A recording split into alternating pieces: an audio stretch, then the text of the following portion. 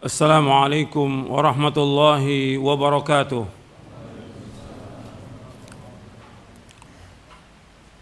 إن الحمد لله نحمده ونستعينه ونستغفره ونعوذ بالله من شرور أنفسنا ومن سيئات أعمالنا. من يهده الله فلا مضل له ومن يضلل فلا هادي له. أشهد أن لا إله إلا الله وحده لا شريك له وأشهد أن محمدًا عبده ورسوله. يا أيها الذين آمنوا اتقوا الله حق تقاته ولا تموتن إلا وأنتم مسلمون. يا أيها الناس اتقوا ربكم الذي خلقكم من نفس واحدة وخلق منها زوجها وبث منهما رجالا كثيرا ونساء واتقوا الله الذي تساءلون به والأرحام إن الله كان عليكم رقيبا. يا أيها الذين آمنوا اتقوا الله وقولوا قولا سديدا يصلح لكم أعمالكم ويغفر لكم ذنوبكم ومن يطع الله ورسوله فقد فاز فوزا عظيما. أما بعد فإن أصدق الحديث كتاب الله وخير الهدي هدي محمد صلى الله عليه وعلى آله وسلم وشر الأمور محدثاتها وكل محدثة بدعة وكل بدعة ضلالة وكل ضلالة في النار. أيها الإخوة أعزكم الله. Alhamdulillah kita bersyukur kepada Allah SWT atas segala nikmat yang Allah karuniakan kepada kita, dan kita bersyukur atas semua nikmat yang Allah karuniakan kepada kita yang tidak terhingga nikmat itu. Tinggal kita berusaha sebagai seorang muslim, seorang muslimah, melaksanakan perintah-perintah Allah, menjauhkan larangannya, yang akan membawa kebahagiaan manusia, yaitu dia beriman kepada Allah dan melaksanakan perintah Allah dan menjauhkan larangannya. Itu yang kita bahas dari kajian kita pada pekan yang lalu, dan sekarang kita akan lanjutkan. Kita masih belum selesai pembahasan tentang al-qada wal qadar. Jadi kepada seluruh kaum muslimin dan muslimat yang mudah-mudahan dirahmati oleh Allah Ta'ala, kita akan lanjutkan kajian kita dari syarah Aqidah Ahlussunnah wal Jamaah, poin yang ke-40, iman kepada qadar baik dan buruk. Kita masih membahas tingkatan qadar yang ketiga, yaitu al-masyiah. Tingkatan qadar itu ada 4 tingkatan. Yang pertama al-ilmu, yang kedua al-kitabah, yang ketiga al-masyiah, yang keempat al-khalq.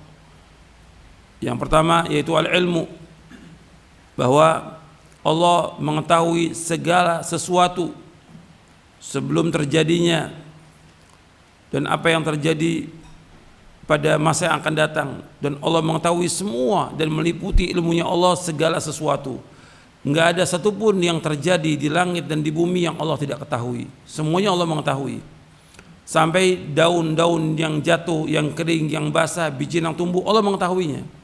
Ilmunya Allah meliputi segala sesuatu. Qad ahata bi kulli syai'in ilma, bahwa ilmunya Allah meliputi segala sesuatu. Kemudian yang kedua, tingkatan yang kedua al-kitabah, bahwa semua sudah tercatat di Lauh Mahfuz. Apa saja yang terjadi sampai hari kiamat, sampai manusia masuk surga, masuk neraka, sudah tercatat di Lauh Mahfuz. Semuanya lengkap.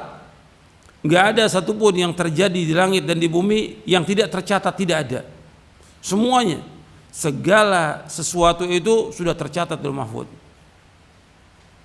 Jadi semuanya sudah tercatat. Jadi enggak ada satupun yang terluput, sama sekali tidak ada.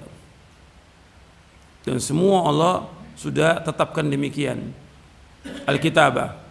Maka yang pertama Allah ciptakan adalah al-qalam. Dan al-qalam diperintahkan untuk mencatat segala sesuatu yang terjadi sampai hari kiamat, sampai manusia masuk surga, sampai manusia masuk neraka. Semua sudah tercatat.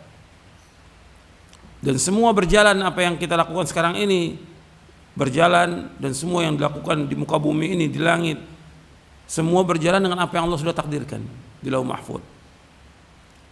Tapi semua nggak ada yang tahu tentang apa yang sudah Allah tuliskan, apakah itu para nabi maupun para rasul maupun juga para malaikat, nggak ada yang tahu.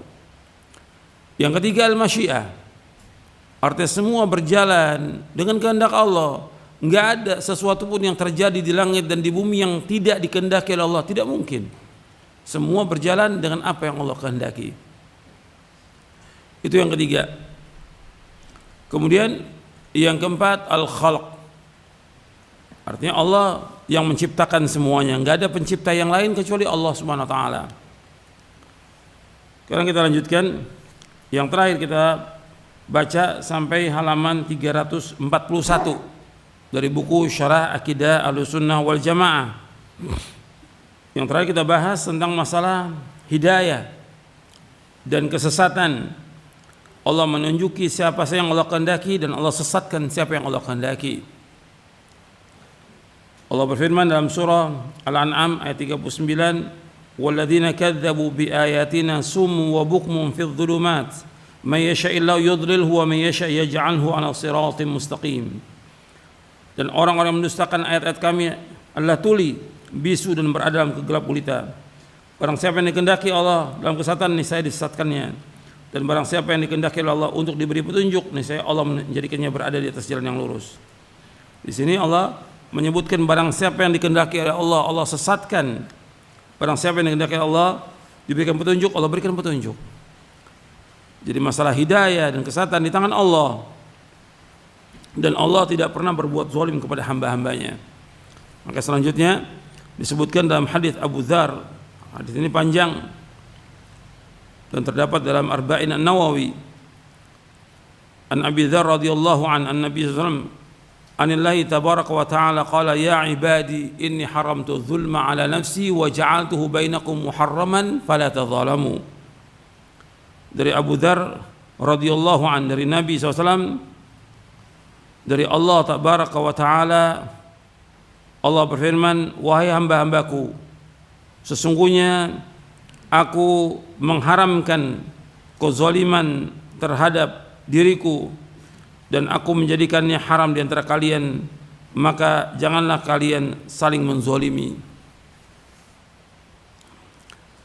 Rasulullah SAW juga bersabda, "Lau anna Allah 'adzaba ahla samawati wa ahla ardihi la'adzabahum wa huwa ghairu zalimin lahum, walau rahimahum lakanat rahmatuhu khairan lahum min a'malihim."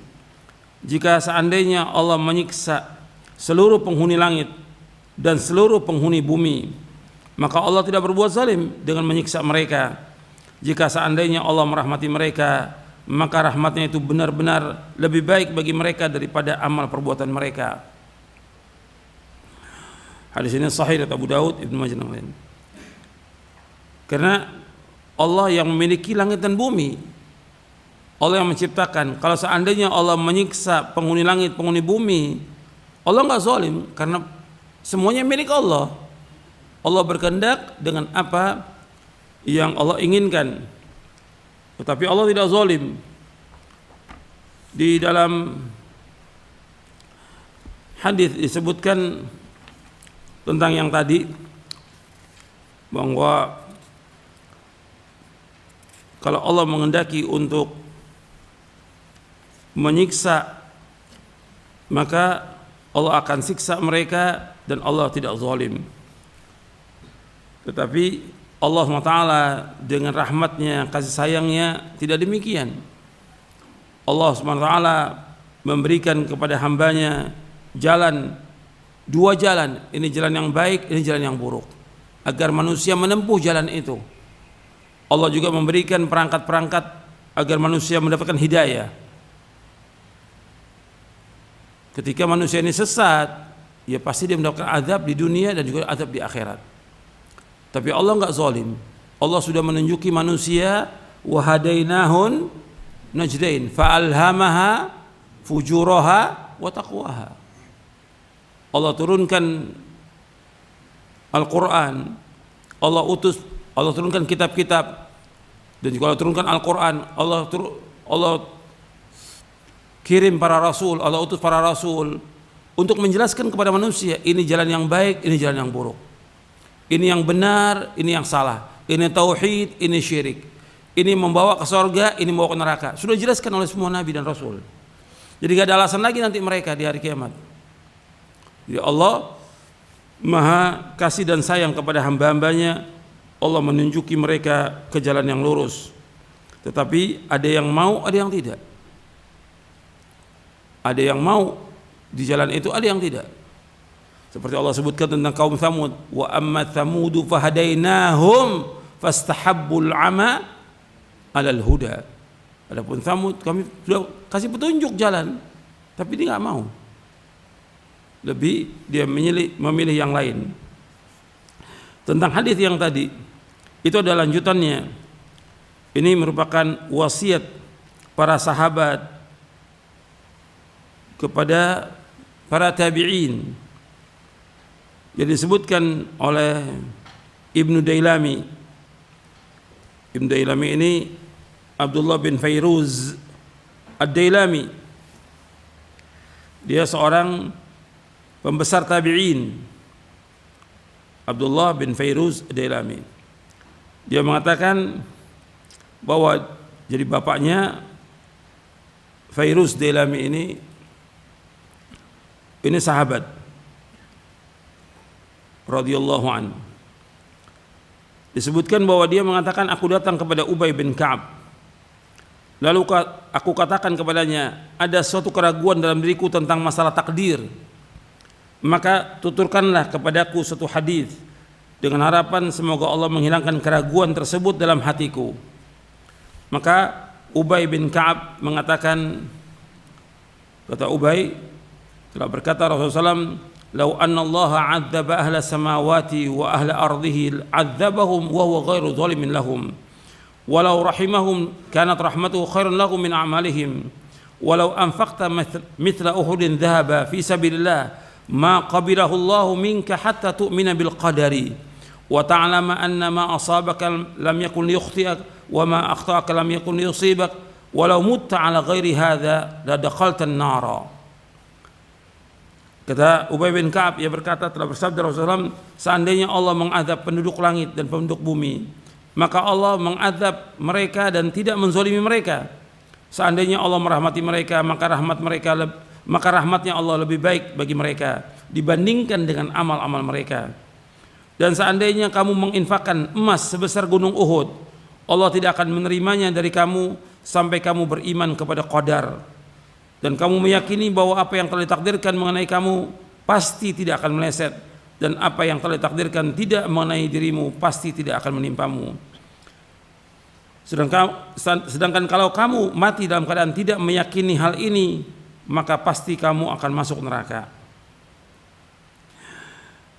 Ibnu Dailami berkata, selanjutnya aku datang kepada Abdullah bin Mas'ud, Hudzaifah ibn al-Yaman, Zaid bin Thabit radhiyallahu anhum ajma'in. Mereka semua mengatakan kepadaku seperti yang dibawakan oleh Ubay bin Ka'ab dari Rasulullah sallallahu alaihi wasallam. Ini hadis ini sahih diriwayatkan oleh Ahmad, Abu Daud, Ibnu Majah, Ibnu Abi Asim, disahihkan oleh Syekh Albani dalam Sahih Jami' Shaghir. Jadi di sini disebutkan bahwa orang wajib beriman kepada qadar.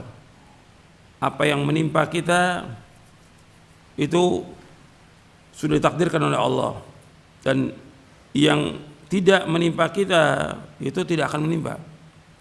Dan ini nasihatnya Ubadah bin Samit radhiyallahu an. Ubadah bin Samit radhiyallahu an berkata kepada anaknya, "Ya bunayya, innaka lan tajida ta'mal iman hatta ta'lama ma anna ma asabaka lam yakun liyukhti'ak wa ma akhtaka lam yakun yusibak." Wahai anakku, sungguh engkau tidak akan merasakan hakikat lezatnya iman sebelum engkau meyakini bahwasanya apa yang telah ditakdirkan menimpa dirimu pasti tidak akan meleset, dan apa yang telah ditakdirkan tidak akan menimpa dirimu pasti tidak akan menimpamu. Dan ini wasiatnya Ubadah bin Samit.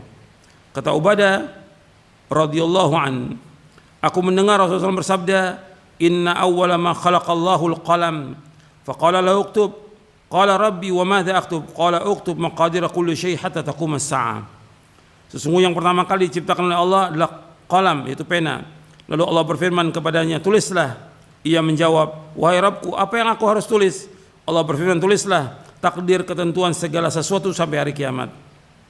Kemudian Ubadah bin Samit radhiyallahu anhu berkata, wahai anakku, aku mendengar Rasulullah SAW bersabda, man mata ala ghairi hadza falaysa minni.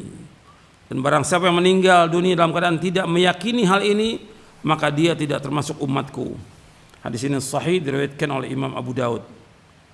Arti kita wajib meyakini bahwasanya apa yang ditakdirkan menimpa kita tidak akan meleset, dan apa yang telah ditakdirkan tidak menimpa diri kita pasti tidak akan menimpa kita. Ini wajib kita takdirkan, wajib kita yakini. Ini sudah berjalan takdir Allah, kita wajib meyakini. Seperti yang Allah sebutkan dalam Al-Quran di dalam surah At-Taubah di ayat 51, qul la yusibana illa ma kataballahu lana huwa maulana wa 'alallahi falyatawakkalul mu'minun. Qul la yusibana, katakanlah tidak akan menimpa kami kecuali apa yang Allah sudah takdirkan. Apa yang Allah tuliskan. Wa maulana, Allah pelindung kami, Allah penolong kami. Wa 'alallahi falyatawakkalul mu'minun. Kepada Allah hendaknya orang-orang beriman bertawakal. Ini wajib kita yakini seperti ini. Di masalah qada dan qadar ini wajib kita yakini bahwa apa yang menimpa kita itu memang sudah tercatat. Yang tidak menimpa, yang nggak akan menimpa kita. Jadi semua berjalan dengan takdir. Jadi nggak usah takut, nggak usah takut. Orang beriman tuh tenang, karena dia beriman kepada qada dan qadar, itu menghilangkan kesedihan, menghilangkan kerisauan, menghilangkan kegundah-gulanan. Yakin kita. Dan lebihnya kita orang beriman, Allah pasti akan menolong kita, akan menjaga kita. Itu harus kita ingat itu. Orang beriman pasti akan ditolong oleh Allah, pasti akan dijaga oleh Allah Subhanahu wa taala. Jadi enggak usah kita pikirkan apa yang sudah dituliskan di Lauh Mahfuz, atau juga apa yang terjadi yang ada ini. Kalau memang Allah sudah takdirkan, ya pasti kena. Kalau enggak akan kena. Kita imani. Dan ketika kita kena dari takdir itu, apa aja berupa kesulitan, bencana, malapetaka, kematian, kesusahan, penyakit atau yang lainnya, itu sudah Allah tuliskan Lauh Mahfuz. Kalau seandainya itu kena, memang Allah sudah takdirkan, tidak akan meleset. Tapi kalau tidak kena, memang tidak. Artinya ini harus kita ingat seperti itu, sehingga membuat kita tenang. Kita tidak selalu dalam ketakutan. Sekarang ini orang dibuat takut terus, sehingga hilang imannya kepada al-qada wal qadar. Antumina bil qadari khairihi wa syarri. Engkau beriman kepada qadar dan qadar baik dan buruk. Dan kita ingat semua sudah tercatat Lauh Mahfuz. Sudah tercatat. Gitu. Semua berjalan dengan apa yang Allah takdirkan. Tapi orang beriman tenang. Karena apa? Dia berjalan dengan Al-Quran, dia berjalan dengan sunnah Nabi SAW, dia berjalan di bawah perlindungan Allah SWT dan rahmatnya. Tenang dia hidupnya, orang beriman itu. Allah ketika menimpakan kepada kita sesuatu, seandainya kita kena dengan apa musibah atau petaka atau apa, itu yang perlu kita ingat, bahwa ketika menimpa kita itu yang terbaik buat kita, dan Allah sayang kepada kita. Ingat, Allah sayang kepada kita. Tentunya dengan kita kena musibah atau petaka itu, kalau kita sabar dan redho, itu akan menghapuskan dosa kita, akan mengangkat derajat kita, bahkan akan memasukkan kita ke dalam sorga dengan sebab itu. Itu harus kita ingat itu. Jadi orang beriman itu tenang, nggak seperti sekarang. Semua serba ketakutan, semua serba khawatir. Di mana imannya dia kepada Allah? Di mana tawakalnya kepada Allah? Di mana ilmunya dia kepada yang dia sudah pelajari tentang tauhid? Ini yang harus kita tanamkan, kita kuatkan ini dalam kondisi-kondisi yang seperti ini, banyaknya petaka, banyaknya musibah, banyaknya bencana. Justru bertambah rasa takut kita kepada Allah SWT, bertambah tawakal kita kepada Allah SWT, bertambah kita yakin bahwa yang memiliki langit dan bumi, yang mengatur Allah hanya satu, yaitu Allah. Manusia nggak ada ikut campur. Dan yang menghilangkan semua bencana hanya satu, yaitu Allah SWT. Yang menghilangkan semua penyakit hanya Allah. Yakin kita. Itu orang beriman. Gitu. Sehingga apa? Dia bertaubat atas semua dosa-dosanya, dan kemudian dia bertambah dekat dengan Allah SWT. Bukan tambah jauh. Ini orang beriman. Jadi kita harus mengoreksi nih iman kita. Baik dia orang awam apalagi dia penuntut ilmu, apalagi dia para dai, dia harus koreksi lagi itu imannya dan ilmunya. Dia harus yakin kepada apa yang Allah sudah tetapkan, sehingga tenang di dalam hidup ini, nggak takut dengan apapun juga. Ini bayangkan sekarang keluar rumah takut, la haula wala quwwata illa billah. Ke masjid takut, ketemu orang takut, sampai Selaman takut. Seperti ini Selaman, la haula wala quwwata illa billah. Selaman menggugurkan dosa. Ini sekarang semua ditutup. Ke masjid tutup, ya bagaimana, hilang dong sedekahnya. Apa sedekahnya? Senyum, gak ada senyum dah. Tutup semuanya. Jadi kok jadi begini seperti ini? Mesti gak seperti itu orang beriman. Dipakai pada tempat-tempat itu yang memang diwajibkan pakai. Yang tidak biasa gitu. Buka. Ini enggak senyum. Sampai sholat jenazah, sampai penguburan semua takut. Sampai Selaman gak mau. Apa? Ini ajaran siapa yang seperti ini? Ini bukan ajaran Islam. Seperti ini. Selaman gak mau. La haula wala quwwata illa billah. Allahul musta'an wa alaihi tuklan wa la haula wala quwwata illa billah. Kita masuk yang keempat, al-khalq, penciptaan. Bahwa Allah Maha Pencipta atas segala sesuatu, baik yang ada maupun yang belum ada.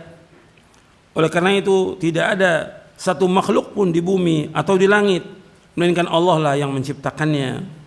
Tiada pencipta selain Allah. Tidak ada ilah yang berhak diibadahi dengan benar melainkan hanya Allah saja. Artinya yang menciptakan segala sesuatu Allah SWT. Allah Al-Khaliq, pencipta. Allah berfirman, Allahu khaliqu kulli syai' wa huwa ala kulli syai' wakil. Allah pencipta segala sesuatu dan Allah pemelihara atas segala sesuatu. Meskipun segala sesuatu yang ada telah Allah takdirkan, akan tetapi Allah tetap memerintahkan hamba-hambanya untuk taat kepadanya. Perhatikan, saya ulangi. Meskipun segala sesuatu yang ada telah Allah takdirkan, akan tetapi Allah tetap memerintahkan hamba-hambanya untuk taat kepadanya, serta taat kepada Rasulnya sallallahu alaihi wa ala alihi wasallam, serta melarang mereka durhaka kepada Allah. Allah mencintai orang-orang yang bertakwa. Allah mencintai orang-orang yang berbuat baik. Allah mencintai orang-orang yang berlaku adil.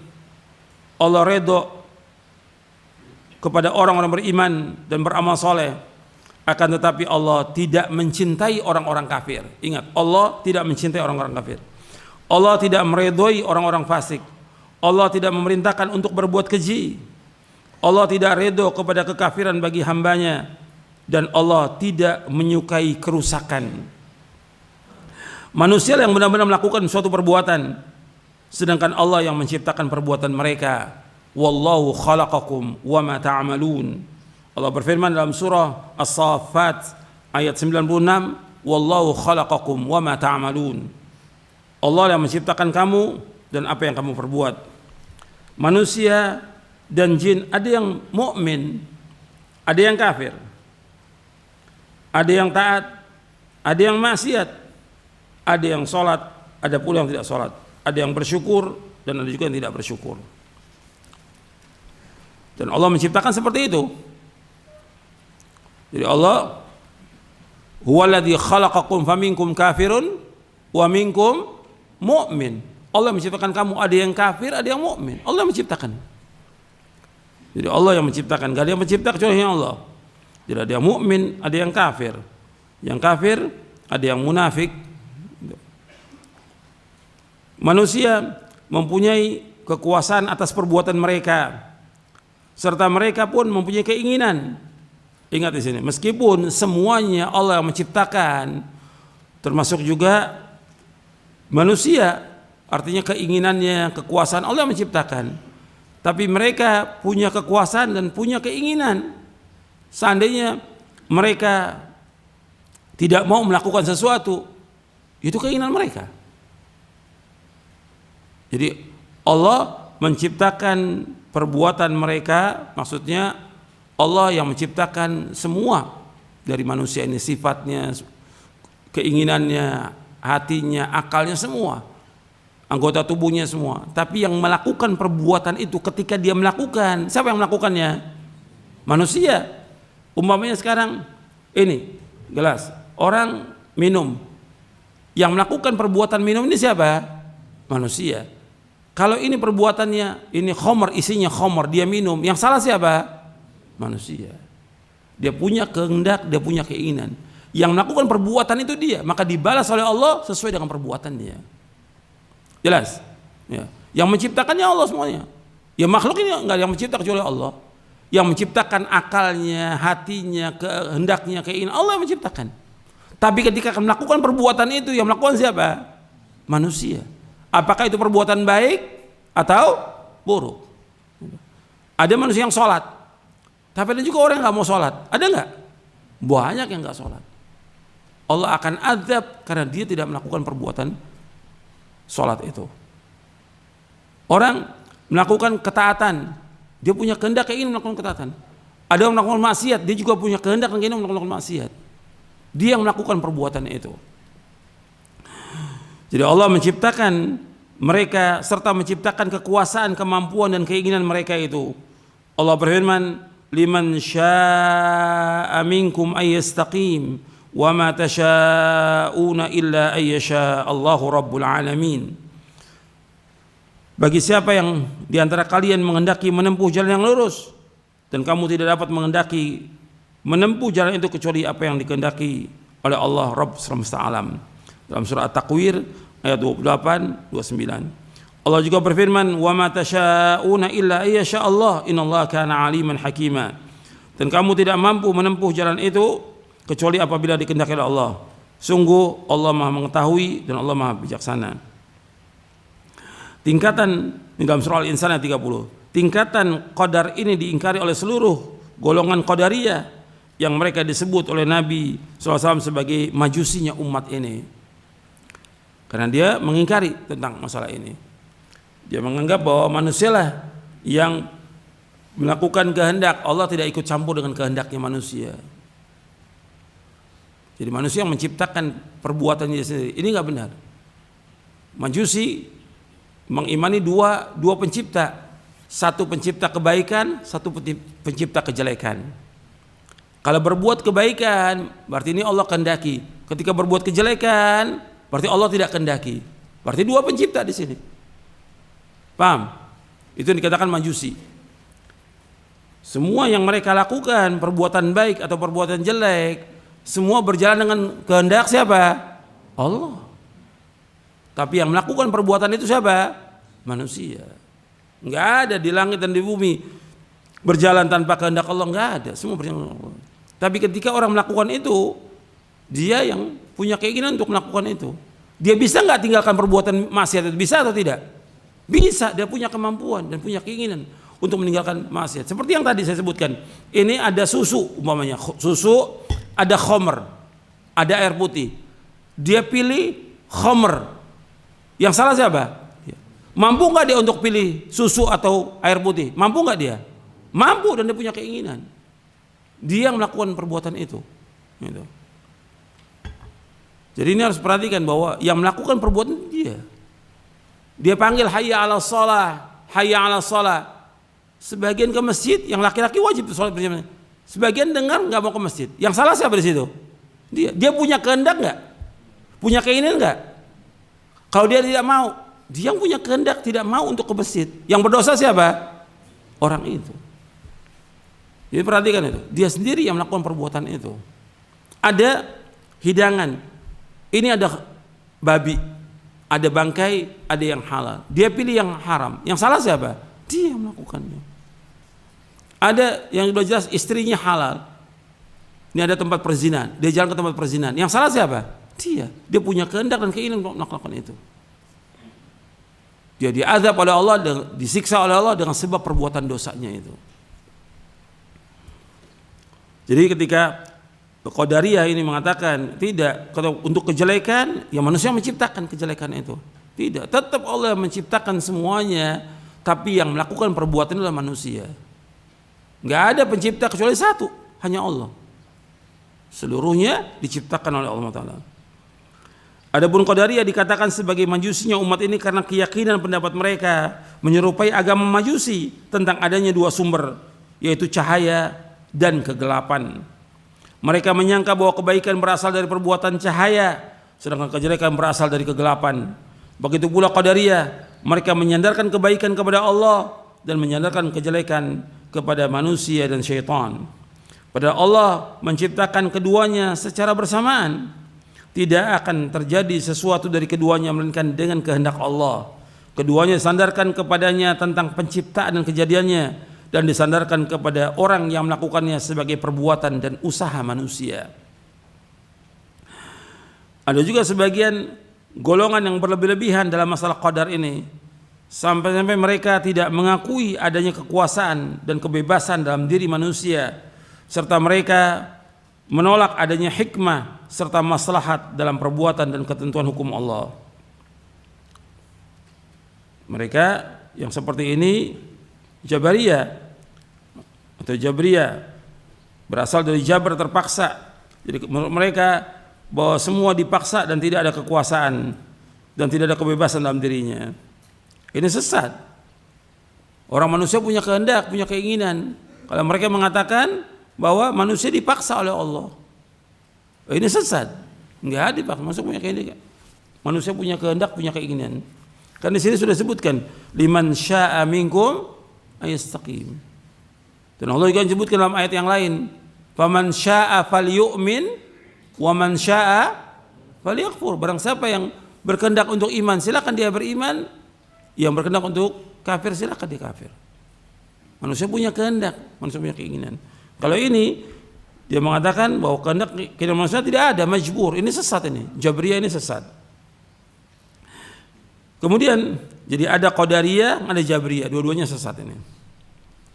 Iradah, keinginan dan amar perintah yang tercantum dalam Al-Quran dan Sunnah ada dua macam. Pertama, iradah kauniyah Qadariyah yang pengertiannya sama dengan masyiah, dan amar kauni qadari. Jadi amar kauni qadari.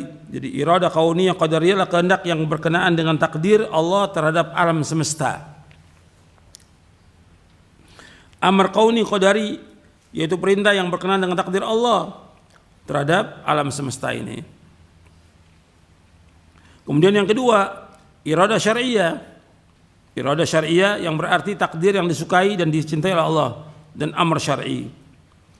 Jadi iradah syar'iyah adalah kehendak yang berkenaan dengan syariat atau apa yang dicintai oleh Allah dalam agama. Sedangkan amr syar'i yaitu perintah yang berhubungan dengan syariat, seperti perintah tentang sholat, zakat, puasa, dan lainnya. Jadi iradah kauniyah qadariyah yang pengertiannya dengan masyiah ini pasti terjadi, sudah pasti terjadi. Tapi iradah syariah berkaitan dengan apa yang Allah cintai, berkaitan dengan apa yang Allah cintai, seperti yang saya contohkan di sini, seperti sholat, puasa, zakat, berbuat baik kepada orang. Ini namanya iradah syariah yang Allah kehendaki, yang Allah inginkan. Tapi semua yang terjadi di langit dan di bumi ini berjalan dengan kehendak Allah. Ada yang Allah sukai, ada yang Allah tidak sukai. Tapi Allah kehendaki untuk maksud yang lain. Seperti diciptakannya iblis, tentunya ada maksud yang lain. Diciptakannya Fir'aun, diciptakannya orang kafir, tentu ada hikmahnya. Enggak mungkin sia-sia perbuatan itu, semua ada hikmah. Jadi Allah Subhanahu wa ta'ala menciptakan itu semua ada hikmahnya. Seperti adanya iblis, adanya kita berlindung kepada Allah dari gangguannya iblis. Jadi hikmahnya banyak.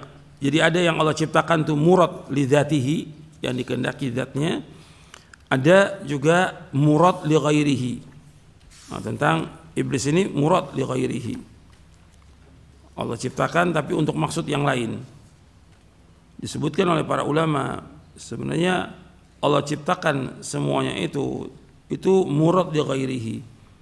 Dengan adanya iblis, adanya maksiat, ada yang lain, supaya manusia ini diuji oleh Allah Ta'ala tentang imannya, dia benar atau tidak, jujur atau tidak. Dan juga agar manusia bertaubat kepada Allah SWT, karena Allah menyukai orang-orang yang bertaubat. Kalau tidak ada maksiat, ya nggak ada taubat. Adanya maksiat agar manusia ini kembali kepada Allah, agar mereka bertaubat kepada Allah Taala. Kemudian juga dengan Allah ciptakannya ada maksiat segala macam, sehingga seorang hamba mengetahui bagaimana Allah menjaga dia, merahmati dia, sayang kepada dia. Kemudian juga dengan itu bagaimana dia takut atau tidak kepada Allah Taala. Dan masih banyak lagi yang lain yang disebutkan oleh para ulama, puluhan hikmah yang disebutkan dengan adanya iblis, adanya maksiat, ada yang lain. Tentunya Allah ciptakan dengan tujuan yang lain. Ini ada puluhan, nggak perlu saya bacakan semuanya. Dan juga agar manusia selalu istighfar kepada Allah, minta ampun kepada Allah dan mendekat kepada Allah. Ikhwani fiddin, azakumullah. Kita lanjutkan, ini belum selesai.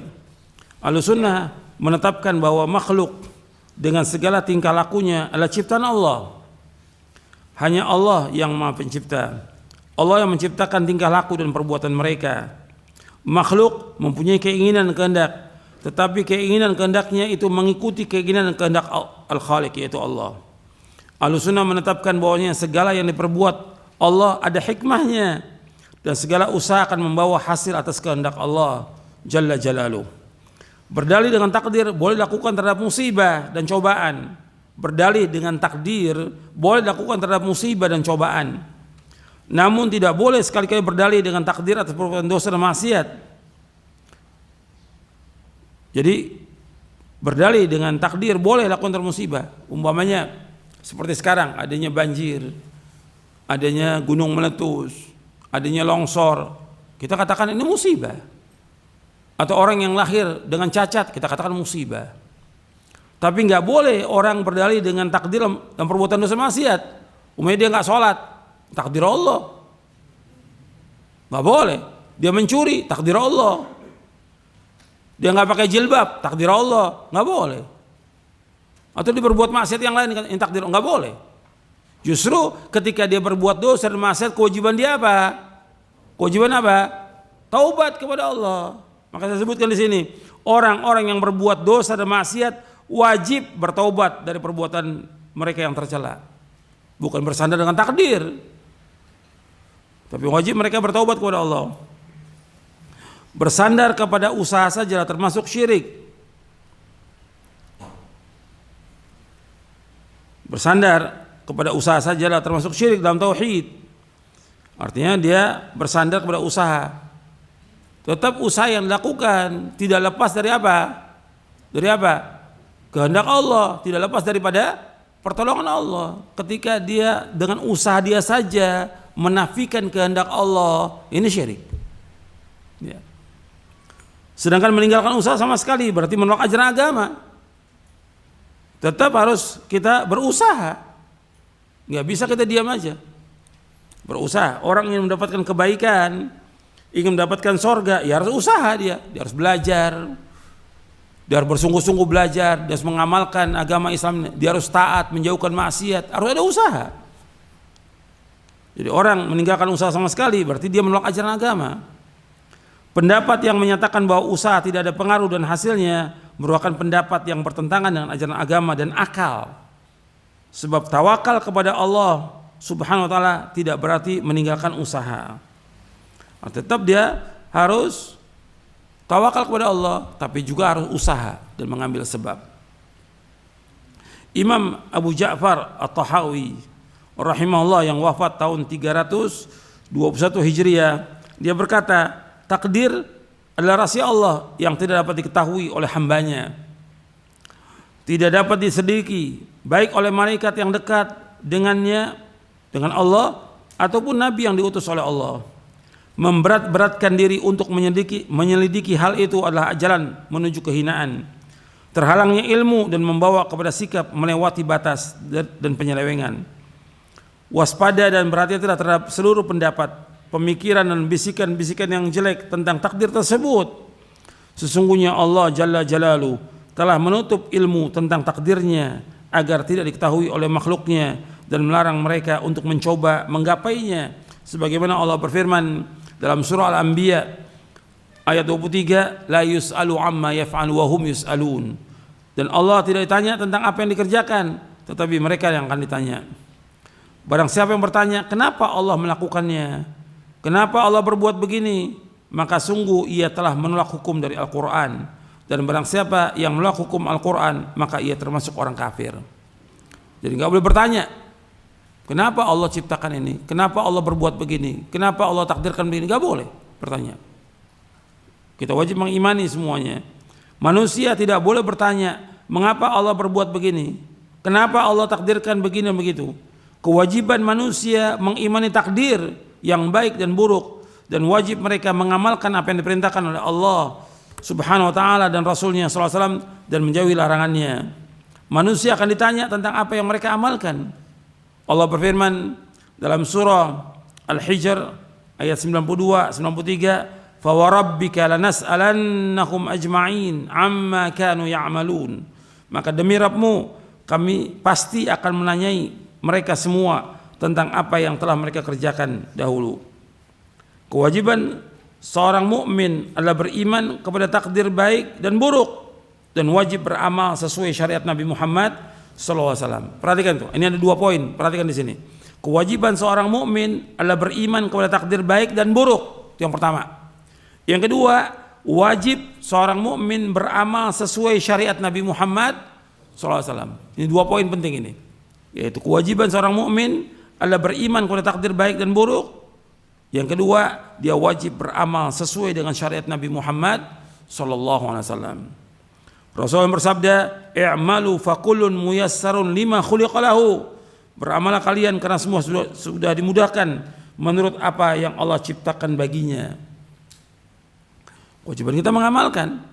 Dan Nabi menjelaskan ini, hadis ini sahih dari Bukhari, Muslim dan sahabat Ali bin Abi Thalib, ketika ada orang bertanya kepada Nabi SAW, kita ini sekarang melakukan perbuatan ini, menurut yang kita lakukan sekarang ini baru Allah takdirkan, atau kita beramal sekarang ini melaksanakan apa yang Allah sudah tulis di Lauh Mahfuz? Kata Nabi, kita sekarang ini melakukan apa saja amal ini dan perbuatan ini, Allah sudah tulis di Lauh Mahfuz. Lantas buat apa kita beramal? Nabi memberikan jalan kepada mereka, yaitu kata Nabi SAW, i'malu faqul muyassarun lima khuliqa lahu. Beramal kalian karena semua sudah dimudahkan menurut apa yang Allah sudah takdirkan baginya. Jadi kewajiban kita yang pertama apa? Kewajiban kita yang pertama apa? Iman. Yang kedua, beramal. Itu yang penting. Tentang memikirkan apa yang ditakdirkan, itu tidak boleh dan kita nggak akan mampu. Seperti yang disebutkan tadi oleh Imam Abu Ja'far At-Tahawi rahimahullah. Akal kita nggak mampu. Makanya disebutkan dalam hadis Nabi sallallahu alaihi wasallam yang sahih yang diriwayatkan oleh Imam Tabrani dalam Mu'jamul Kabir dari sahabat Abdullah bin Mas'ud radhiyallahu an. Nabi bersabda sallallahu alaihi wasallam, "Idza dzukira ashabi fa'amsiku wa idza dzukira an-nujumu fa'amsiku wa idza dzukira al-qadaru fa'amsiku." Kata Nabi SAW, apabila disebutkan tentang para sahabatku, artinya tentang kejelekan para sahabatku, kalian diam. Apabila disebutkan tentang ilmu perbintangan, kalian diam. Apabila disebutkan tentang qadar, hendaklah kalian diam. Hadis ini disahihkan oleh Syekh Albani rahimahullah dalam kitabnya Sahih Jami' Shaghir dan silsilah ahadits as-sahihah di juz yang pertama. Hadis ini diriwayatkan oleh Imam Tabrani dalam Mu'jamul Kabir dari sahabat Mas'ud dan juga diriwayatkan oleh yang lainnya dari sahabat Ibnu Umar. Ya, Nabi bersabda SAW, apabila disebutkan para sahabatku, kalian diam. Kalau disebutkan tentang kejelekan sahabat, diam. Nggak boleh membicarakan kejelekan sahabat, tapi membicarakan kebaikannya boleh atau tidak? Boleh kebaikannya. Maka ditulis dalam kitab-kitab, apakah Sahih Bukhari, Muslim atau yang lain, tentang manaqib para sahabat, tentang fadailus sahabah. Sampai Imam Ahmad juga punya kitab tentang fadailus sahabah, keutamaan para sahabat. Sebutkan kebaikannya, tapi disebutkan kejelekannya nggak boleh. Mau terjadi peperangan antara sahabat, kita jelekan sahabat, nggak boleh sama sekali, nggak boleh. Itu. Dan dosanya dosa besar, apalagi sampai mencaci maki seperti Syiah laknatullah alaihim. yang mereka mencaci maki para sahabat. Berat hukumannya. Di dunia berat, di akhirat berat itu. Karena itu termasuk dosa besar, yang besar, mencaci maki para sahabat. Disebut para sahabat adalah kalian diam. Disebutkan tentang ilmu nujum, kalian diam. Artinya orang-orang jahiliyah itu biasa mengkaitkan apa yang terjadi, hujan atau petaka atau keberuntungan dengan bintang. Bintang gak punya urusan. Yang punya itu siapa? Allah yang mengatur alam semesta. Kok dikaitkan dengan bintang? Oh, ini karena bintang ini terjadi begini. Ini karena bintang ini terjadi begini. Sampai berkaitan dengan nasib manusia. Sampai manusia tulis nasibnya dengan bintang. La haula wala quwwata billah. Yang menentukan nasib itu bukan bintang, siapa? Allah. Kok ditulis tuh? Ya, bintangnya ini tulis oleh dia. Ini nggak boleh. Ini sesat dan menyesatkan ini. Bahwa tentang nasibnya manusia yang tentukan Allah SWT. Tentang takdir itu yang tentukan Allah, bukan bintang. Orang jahiliyah mengaitkan dengan bintang. Kita harus tinggalkan tuh perbuatan jahiliyah. Seperti hujan, oh karena bintang ini. Nggak ada urusan dengan bintang. Yang menurunkan hujan Allah SWT, nggak ada kaitan dengan bintang. Wa idza dzukira al-qadar famsiku. Apabila disebutkan qadar kamu diam. Artinya disebutkan qadar yang membahas tentang dalam bertanya kenapa begini, kenapa. Itu enggak boleh. Kita harus diam. Tapi membahas ilmiah seperti yang kita bahas sekarang, kita bawakan bahwa qadar itu ada 4 tingkatan, kita bahas dalilnya, hadisnya. Bagus sehingga orang tahu. Makanya saya sebutkan kewajiban kita 2. Yang pertama mengimani qadar baik dan buruk, yang kedua beramal sesuai dengan syariat Nabi Muhammad SAW. Dengan itu tugas kita sebagai seorang hamba. Bab Nabi menyuruhnya apa? I'malu. Nabi menyuruhnya i'malu. Bukan Nabi menyuruh tafakkaru, bukan. Suruh pikirkan, bukan. Nabi gak suruh pikirkan. Nabi suruh apa? I'malu. Amalkan. Tugas kita mengamalkan. Ini tentang berkaitan dengan qadar. Kemudian ikhwan fiddin, selesai sudah ini berkaitan dengan qadar. Saya akan bawakan satu hadis Nabi sallallahu alaihi wasallam. Itu Nabi bersabda sallallahu alaihi wasallam dalam hadis yang sahih yang diriwayatkan oleh Imam Muslim, Ibnu Majah dan lainnya dari sahabat Abu Hurairah radhiyallahu an. Rasulullah SAW bersabda, "Al-mu'minul qawiyyu khairun wa ahabbu ila Allah minal mu'minid dha'if. Wa fi kullin khairun ihris ala ma yanfa'uka wasta'in billah wa la ta'jaz. Wa in asabaka syai'un fala taqul law anni fa'altu kadza wa kadza kana kadza wa kadza walakin qul qadarullah wa ma syaa fa'al atau qaddarallahu wa ma syaa fa'al fa inna law taftahu amal syaitan." Mukmin yang kuat lebih baik dan lebih dicintai Allah daripada mukmin yang lemah. Dan pada setiap dari keduanya, maksudnya dari setiap keduanya, yaitu orang mukmin yang lemah, orang mukmin yang kuat dan mukmin yang lemah, terdapat kebaikan. Kebaikan tentang apa? Tentang imannya. Bersemangatlah kalian untuk mengerjakan apa yang bermanfaat bagimu dan mohonlah pertolongan kepada Allah dalam segala urusanmu, serta janganlah sekali-kali kamu bersikap lemah.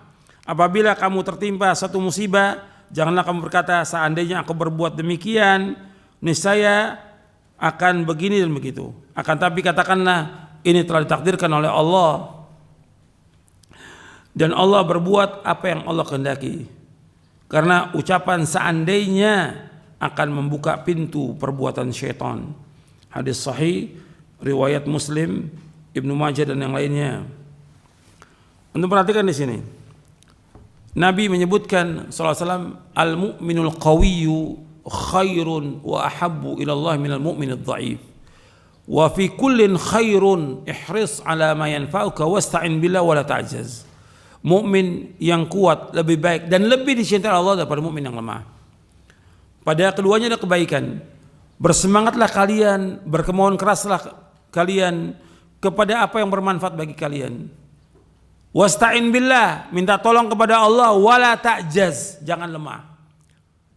Ini bagian pertamanya, perhatikan ini. Nabi menyebutkan bahwa mukmin yang kuat berkaitan dengan iman, bukan berkaitan dengan fisik. Perhatikan ini. Iman, mukmin yang kuat berkaitan dengan iman. Artinya orang yang imannya kuat lebih baik daripada yang imannya lemah. Tetap pada keduanya ada kebaikan karena masih ada iman. Selama orang itu masih ada iman, masih ada kebaikan bagi dia. Tetap yang paling baik, yang paling dicintai Allah yang mana? Yang imannya kuat. Dan perhatikan, ketika dalam ujian, dalam cobaan, musibah, di sini harus diuji kita oleh Allah. Benar nggak iman kita? Jujur nggak iman kita? Kuat nggak iman kita? Ketika dapat cobaan itu, harus kuat. Jangan takut orang beriman. Harus kuatkan iman kita kepada Allah. Nggak akan menimpa kita kecuali apa yang Allah sudah takdirkan untuk kita. Jangan takut. Jalankan syariat ini, jalankan agama ini, jalankan syariat Nabi Muhammad SAW. Insya Allah Allah pasti akan jaga kita. Allah pasti akan lindungi kita. Allah pasti akan tolong kita. Itu yakin seperti itu orang beriman itu. Jadi orang mukmin yang kuat, imannya kuat lebih baik dan lebih cinta daripada mukmin yang lemah. Dan sekarang ini kalau kita lihat ketika ada cobaan, ujian, musibah, mulai itu tambah turun iman itu. Tambah turun. Tambah takutnya luar biasa. Dan akhirnya kalau sudah imannya turun, tambah takut, yang ada tambah penyakit. Perhatikan itu. Tambah penyakit. Tambah takut dia. Yang sudah jelas penyakit apa? Wahan, hubud dunia, wa karahiyatul maut. Penyakit wahan. Apa wahan itu? Cinta dunia dan takut mati. Takut udah. Hidup ini untuk akhirat. Nggak boleh kita takut mati. Kita apa yang Allah takdirkan buat kita itu yang terbaik buat kita. Dan ajal itu nggak akan mundur, nggak akan maju. Idza jaa ajalum la yastakhirun sa'atan wala yastaqdimun. Orang beriman dia harus kuat imannya. Hubungan dia dengan Allah kuat. Yang dia perbanyak amal-amal soleh, kebaikan. Jangan takut orang beriman. Kemudian Nabi melanjutkan ini ketika menyebutkan tentang iman yang kuat, iman yang lemah. Nabi lanjutkan apa? Ihris ala ma yanfa'uka. Ihris, berkemauan keras kepada yang bermanfaat bagi kamu. Nuntut ilmu bermanfaat atau tidak? Manfaat. Baca Al-Quran bermanfaat. Baca buku bermanfaat. Baca kitab bermanfaat. Sholat berjamaah manfaat atau tidak? Manfaat. Perhatikan itu. Ihris ala ma yanfa'uka. Berkemauan keras kepada yang bermanfaat bagi kamu. Bersedekah, menolong orang yang susah, orang yang miskin, membantu mereka. Ini manfaat. Berkemauan keras. Bangun di tengah malam, puasa. Itu harus semangat, nggak boleh lemah. Harus semangat. Semua ini manfaat. Ihris ala ma yanfa'uka. Berkemauan keras kepada yang bermanfaat. Antum baca kitab, baca buku-buku. Al-Quran saya sudah sampaikan minimal kita sehari baca berapa juz? 1 juz. Itu minimal. Bisa, kenapa? Kenapa kita nggak semangat? Orang maksiat semangat. Orang kerja ngejar dunia semangat. Dari sebelum subuh berangkat, pulang malam dia untuk ngejar dunia. Kita harus semangat dalam ibadah kepada Allah. Yang kita cari apa? Sorga yang kita cari. Semangat harus. Ihris ala ma yanfa'uka. Kemudian jangan bergantung pada usaha kita, pikiran kita. Tapi itu wasta'in billah, minta tolong pada Allah. Gak mungkin kita bisa melaksanakan ibadah kepada Allah kecuali pertolongan Allah. Gak mungkin kita bisa nuntut ilmu kecuali pertolongan Allah. Gak mungkin kita bisa menghafal kecuali pertolongan Allah. Gak mungkin kita bisa melaksanakan ketaatan kecuali pertolongan Allah. Gak mungkin kita bisa bangun tengah malam kecuali pertolongan Allah. Gak mungkin kita bisa menolong orang lain kecuali dengan pertolongan Allah. Itu ingat itu. Bahwa semua yang kita kerjakan itu dengan sebab pertolongan Allah. Kita bisa duduk di majelis ini, saya bisa ngajar, Anda bisa duduk karena Allah yang tolong. Kalau Allah nggak tolong nggak bisa datang ke tempat ini. Itu ingat tuh. Semuanya Allah. Semua kembalikan keutamaan kepada Allah. Allah yang punya keutamaan semuanya. Lahul fadl wa lahul hamd. Gitu. Bagi Allah keutamaan, bagi Allah semua pujian. Bahwa kita pada hakikatnya melaksanakan apa yang Allah perintahkan. Tapi semua Allah yang tolong kita. Itu perhatikan tuh. Jangan kita bangga dengan diri kita, jangan sombong. Jangan ujub dengan diri kita, jangan ujub dengan amal kita. Kita bisa melakukan perbuatan amal-amal soleh karena Allah yang tolong kita. Wasta'in billah, minta tolong. Maka ayat yang paling utama dalam Al-Quran, intinya Al-Quran dari semuanya, iyyaka na'budu wa iyyaka nasta'in. Hanya kepada Engkau ya Allah kami beribadah, hanya kepada Engkau saja ya Allah kami mohon pertolongan. Hanya kepada Allah kita. Kita ibadah hanya kepada Allah. Dan kita minta tolong hanya kepada Allah, nggak ada yang lain. Jangan minta tolong kepada makhluk, jangan. Minta tolong kepada Allah. Dan jangan minta-minta kepada manusia. Makanya Nabi mengarahkan ke Ibnu Abbas radhiyallahu an, mendidik Ibnu Abbas, idza sa'alta fas'alillah wa idza sta'anta fasta'in billah. Apabila engkau minta hanya kepada Allah saja. Apabila engkau minta tolong hanya kepada Allah. Ini orang beriman. Jangan mengharap pada manusia, jangan minta-minta pada manusia, jangan. Haram hukumnya. Ini sudah banyak sekarang orang-orang yang minta-minta kepada manusia. Jangan, minta kepada Allah. Ini tauhid, ini tauhid. Ini pelajaran tentang tauhid yang harus dia ulangi lagi. Kemudian wala ta'jaz, jangan lemah. Gak boleh orang beriman itu lemah. Oh, saya nggak mampu untuk melakukan. Mampu, insya Allah. Saya baca 1 juz nggak mampu, insya Allah. Bisa. Kenapa nggak luangkan waktu untuk baca? Kalau baca HP bisa tuh, SMS, WA baca, berapa jam itu baca? Kok Quran nggak bisa dibaca satu juz? Kenapa nggak bisa? Al-Quran nggak bisa dibaca. Baca HP bisa, WA bisa, SMS bisa, yang lain bisa. Kenapa baca Quran nggak bisa 1 juz sehari? Kenapa nggak bisa baca tafsirnya? Kenapa nggak bisa baca terjemahnya? Kenapa nggak bisa? Bisa, nggak boleh lemah kita. Oh, saya nggak mampu, saya nggak bisa. Bisa, harus bisa. Orang beriman tuh harus semangat dia. Nggak boleh lemah, orang beriman tidak boleh lemah, nggak boleh malas. Karena Nabi berlindung pada Allah. Allahumma inni a'udzubika minal ajzi wal kasali wal jubni wal bukhli wal harami wa adzabil qabr. Allahumma ati nafsi taqwaha wa zakkiha anta khairu man zakkaha anta wali wa maulaha. Allahumma inni a'udzubika min ilmin la yanfa' wa min qalbin la yakhsha' wa min nafsin la tashba' wa min da'watin laysa jawla. Ada dalam buku doa dan wirid. Ya Allah, aku berlindung pada Engkau dari sifat lemah, sifat malas, sifat pengecut, penakut, sifat bakhil. Dan aku berlindung pada Engkau dari umur pikun. Dan aku berlindung pada Engkau dari azab kubur. Ya Allah, berikanlah kepada hatiku ketakwaannya. Bersihkan hatiku ya Allah, karena Engkaulah yang dapat membersihkannya. Engkaulah penolongnya, Engkaulah pelindungnya. Ya Allah, aku berlindung pada Engkau dari ilmu yang tidak bermanfaat, dari hati yang tidak pernah khusyuk, dari nafsu yang tidak pernah puas, dan dari doa yang tidak dikabulkan. Hadis sahih dari Imam Muslim dan Nasai. Ya, perhatikan ini. Jadi kita berkemauan keras, minta tolong pada Allah, jangan apa? Jangan lemah. Jangan lemah, jangan malas, jangan. Kemudian kita lanjutkan potongan yang kedua. Wa in asabaka syai'un fala taqul law anni fa'altu kadza wa kadza kana wa kadza wa kadza walakin qul qadarullah ma syaa fa'al fa inna lau taftahu min syaitan. Dan apabila engkau tertimpa sesuatu, tertimpa musibah, bencana, petaka, penyakit, ya, jangan kamu berkata seandainya aku berbuat demikian, niscaya akan begini begitu. Tapi katakanlah Allah sudah takdirkan dan Allah berbuat apa yang Allah kehendaki, karena ucapan seandainya akan membuka pintu perbuatan setan. Jadi kalau kita kena musibah, petaka, penyakit, jangan berandai-andai. Coba kalau tadi malam saya minum obat, ya nggak sakit seperti ini. Sudah Allah takdirkan dia sakit.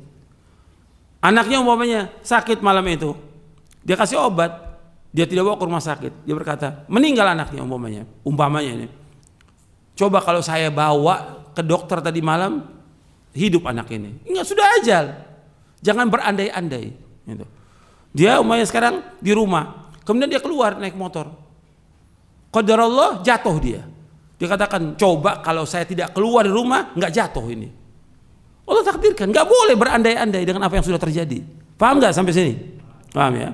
Jadi berandai. Coba kalau saya nggak begini, nggak akan terjadi. Kalau saya begini, sampai juga kadang-kadang dulu dia berbuat dosa dan maksiat, sudah taubat. Coba kalau dulu saya nggak berbuat maksiat, nggak begini. Sudah terjadi, Allah sudah takdirkan. Itu seperti itu. Jadi jangan berandai-andai terhadap yang. Karena apa? Akan membuat kita terus menyesal nantinya. Menyesal. Coba kalau saya tadi bawa ke rumah sakit yang nggak meninggal anak ini, menyesal terus dia, sedih terus. Ini setan. Ini apa? Setan membuka pintu setan. Setan membuat manusia selalu apa? Selalu sedih, selalu gundah gulana, selalu risau. Itu setan yang membuat begini. Selalu menyesal dengan yang lalu. Taubat, iya, ketika kita berdosa menyesal. Tapi terus menerus dalam penyesalan nggak boleh. Sehingga apa? terus menerus penyesalan membuat kita apa? Lemah nantinya. Lemah. Itu setan luar biasa menggoda manusia. Jadi ingat tuh, jangan berandai-andai. Kalau udah kena penyakit, musibah, petaka, bencana, kematian, Allah sudah takdirkan. Qadarallah wa ma syaa fa'al. Jadi ketika terjadi kita keluar rumah, qadarallah jatuh umpamanya, qadarallah wa ma syaa fa'al. Yang berandai, coba saya nggak keluar rumah, nggak jatuh, sudah terjadi. Gitu. Jadi qadarallah wa ma syaa fa'al. Ucapkan Allah sudah takdirkan dan Allah berbuat menurut apa yang Allah kehendaki. Karena apa? Karena Allah membuka pintu setan. Faedah yang dapat kita ambil dari hadis ini banyak faedahnya. Kalau antum mau catat boleh, kalau mau lihat nanti syarah kitab tauhid boleh antum lihat. Yang pertama di sini faedahnya menetapkan sifat mahabbah, cinta bagi Allah Azza wa Jal sesuai dengan keagungannya. Jadi menetapkan sifat mahabbah, sifat cinta bagi Allah sesuai dengan keagungannya. Jadi beda di sini antara sifat cinta Allah dengan sifat cinta makhluk beda, karena nggak sama Allah dengan makhluknya selama-lamanya.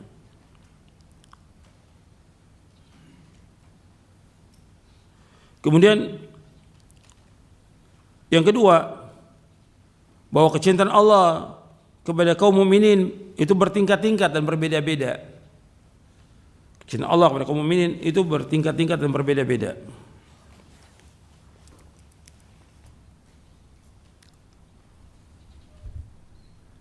Kemudian yang ketiga, manusia berbeda-beda dalam kuat lemahnya iman.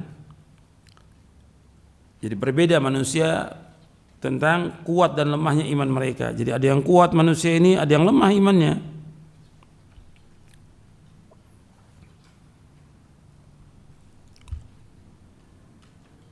Yang keempat, iman adalah perkataan dan perbuatan.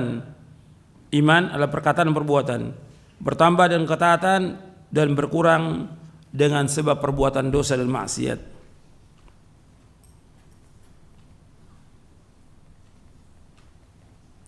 Iman adalah perkataan dan perbuatan, bertambah dengan ketaatan dan berkurang dengan sebab perbuatan dosa dan maksiat.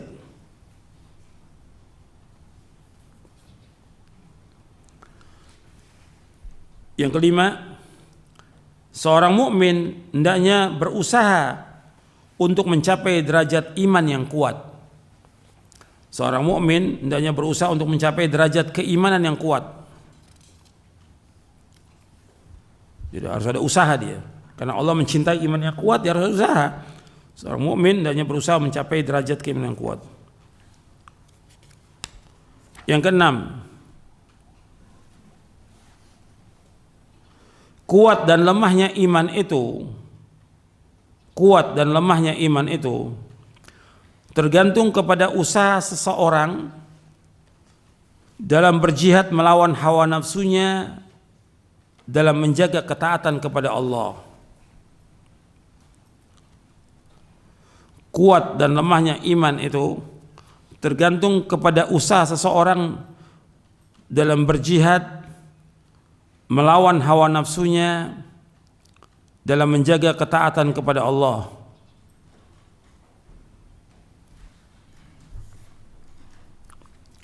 Yang ketujuh, wajib atas orang beriman bersemangat dalam mengerjakan hal yang bermanfaat. Wajib atas orang beriman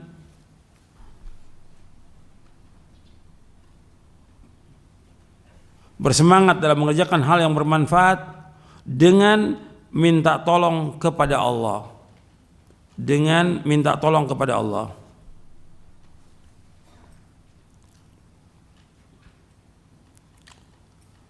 Yang kedelapan, kebahagiaan seseorang terletak dalam semangatnya. Kebahagiaan seseorang terletak dalam semangatnya untuk mengerjakan hal-hal yang bermanfaat untuk dunia dan akhiratnya. Kebahagiaan seseorang terletak dalam semangatnya untuk mengerjakan hal-hal yang bermanfaat untuk dunia dan akhiratnya.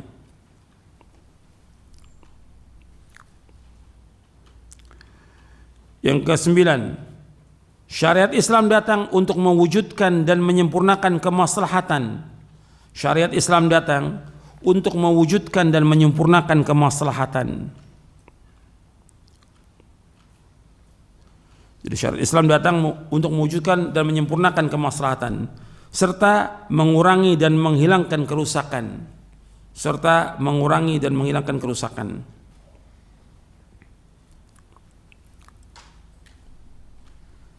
Yang ke-10, tidak pantas bagi seorang yang berakal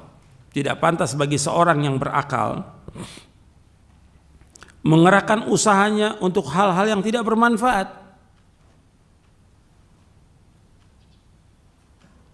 Tidak pantas bagi seorang yang berakal mengerahkan usahanya untuk hal-hal yang tidak bermanfaat. Jadi ini untuk yang ke-10 saya jelaskan sedikit aja. Orang yang berakal nggak boleh dia mengerahkan usaha atau pikirannya, tenaganya untuk hal yang nggak bermanfaat. Membicarakan hal-hal yang ada sekarang ini tentang gosip, tentang politik, nggak ada manfaatnya buat dia. Habis waktunya dia. Atau dia baca atau nonton berita-berita yang baru, nggak ada manfaatnya buat dia. Atau demo, nggak ada manfaatnya buat dia. Membicarakan politik atau masuk di medan politik, nggak ada manfaat buat dia. Karena masalah apa ini? Masalah keduniaan yang kecil, yang rendah. Gitu. Dan juga masalah ketamakan manusia kepada dunia, nggak ada manfaatnya buat dia. Jadi ingat tuh, orang yang berakal kerahkan usaha untuk yang bermanfaat. Kalau bermanfaat dikerjakan, kalau enggak jangan. Kan Nabi bersabda SAW, min husni islamil mar'i tarkuhu ma la ya'ni. Kebaikan Islam seorang meninggalkan apa yang tidak bermanfaat. Apa aja? Bentuknya omongan, bentuknya tulisan, bentuknya pekerjaan, bentuknya permainan, atau apa yang enggak bermanfaat tinggalkan. Tinggalkan. Itu orang berakal harus mengerjakan. Kita hidup untuk akhirat. Waktu kita berharga akan ditanya Allah di hari kiamat. Setiap detik kita, setiap menit kita, setiap langkah kita harus membuahkan manfaat dan mendapatkan ganjaran pahala. Jangan berbuat dosa. Itu perhatikan orang beriman seperti itu. Yang ke-11, hendaknya seorang bersabar dan menguatkan kesabaran. Hendaknya seorang itu bersabar dan menguatkan kesabaran. Sebab hidup ini ujian, cobaan. Cobaan, ujian dihadapi dengan apa? Dengan sabar. Ini sudah kita bahas hadisnya tentang syukur dan sabar. Orang ini bersabar ketika dapat cobaan, ujian, musibah, sabar. Jadi sabar itu sampai kapan? Sampai mati. Kan sabar itu artinya sabar dalam ketaatan. Apa ketaatan itu berhenti? Enggak, terus sampai mati. Sabar dalam menjauhkan perbuatan dosa dan maksiat sampai kapan? Sampai mati. Yang ketiga, sabar dalam apa? Dalam menghadapi cobaan, ujian yang pahit. Kan 3 itu kata Ibnu Qayyim. Sabar tuh. Sabar dalam ketaatan, saat kan terus sampai mati. Allah berfirman kepada Nabi Muhammad SAW di akhir surah Al-Hijr, wa'bud rabbaka hatta ya'tiyakal. Beribadah kepada Allah sampai datang kepada kamu al-yakin al-maut, sampai mati. Ibadah itu, taat itu sampai mati. Yang kedua, menjauhkan dosa maksiat terus sampai kita mati. Sabar dalam menjauhkan dosa maksiat. Yang ketiga, sabar dalam menghadapi cobaan, ujian, musibah yang pahit ini. Harus sabar. Kemudian yang ke-12, dan Allah sebutkan tentang sabar ini dalam surah Ali Imran ayat yang terakhir, ayat 200. Ya ayyuhalladzina amanu sabiru wa sabiru wa rabitu wa taqullaha lakum tuflihun. Yang ke-12, penyesalan terhadap sesuatu yang telah terluput tidak akan dapat mengembalikannya. Penyesalan terhadap sesuatu yang telah terluput tidak akan dapat mengembalikannya. Jadi kita menyesal dengan apa yang dulu, yang berlalu, nggak manfaat. Yang ke-13, Penyesalan atas sesuatu yang luput termasuk jeratan setan. Penyesalan atas sesuatu yang luput termasuk jeratan setan. Penyesalan atas sesuatu yang terluput adalah termasuk jeratan setan. Yang ke-14, seorang muslim yang ditimpa sesuatu yang ia tidak sukai, seorang muslim yang ditimpa sesuatu yang tidak disukai, maka hendaklah dia mengatakan qadarullah wa ma syaa fa'al, atau qadarallah wa ma syaa fa'al. Ini Allah sudah takdirkan dan Allah berbuat menurut apa yang Allah kehendaki. Jadi tertimpa sesuatu yang tidak disukai, ya, kita mengucapkan qadarullah wa ma syaa fa'al. Yang ke-15, wajib beriman kepada qada dan qadar, baik dan buruk. Ini penekanannya penting supaya kita ingat terus tuh, bahwa beriman kepada qadar itu rukun iman yang ke-6 dan 2. Al-qada wal qadar, antum min bil qadari khairihi wa syarrih. Bukan yang baik, yang buruk juga kita imani. Yang ke-16, bahwa setan mempunyai pengaruh terhadap manusia. Setan punya pengaruh terhadap manusia. Betul-betul setan itu menggoda, nggak pernah berhenti menggoda manusia.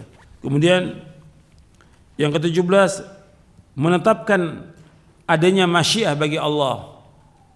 Qadarallahu wa ma syaa fa'al. Yang ke-18, melaksanakan sebab atau usaha tidak bertentangan dengan tawakal. Melaksanakan sebab atau usaha tidak bertentangan dengan tawakal. Jadi orang yang sakit, dia terus mengharap kesembuhan dari Allah, tapi dia harus ada usaha. Sebab untuk sembuh bagaimana? Untuk sembuh gimana kalau sakit? Ya berobat. Jadi ada usaha, ada sebab yang dilakukan. Dan itu tidak bertentangan dengan tawakal. Tetap dia tawakal kepada Allah, tapi harus ada usaha supaya dia bisa sembuh. Dia tidak paham tentang agama, dia harus apa? Belajar. Di samping dia tetap meminta kepada Allah agar diberikan ilmu yang bermanfaat. Dan seterusnya begitu. Ya, sampai sini dulu kajian kita. Mudah-mudahan apa yang kita kaji bermanfaat untuk saya dan untuk sekalian. Kurang lebihnya saya mohon maaf. Wassalamualaikum warahmatullahi wabarakatuh. Subhanakallah wa bihamdik, asyhadu an la ilaha illa anta astaghfiruka wa atubu ilaik. Assalamualaikum warahmatullahi wabarakatuh.